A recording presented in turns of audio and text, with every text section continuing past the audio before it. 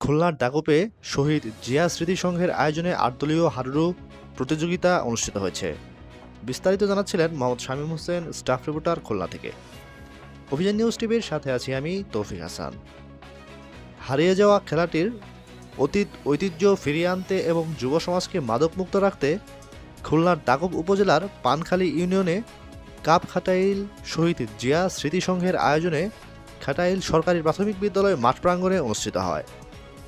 খাটাইল শহীদ জিয়া স্মৃতি সংঘের আয়োজনে আরাফাত হোসেন কোকো স্মৃতি ৮ দলীয় হাডুডু প্রতিযোগিতা অনুষ্ঠানের প্রধান অতিথি হিসেবে উপস্থিত ছিলেন খুলনা জেলা বিএনপির সাবেক আহ্বায়ক আলহাজ আমির এজাজ খান।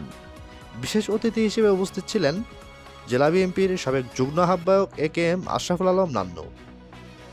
বিপুল উৎসাহ উদ্দীপনার মধ্য দিয়ে দূর দূরান্ত থেকে শত শত মানুষ এ খেলা দেখতে আসেন।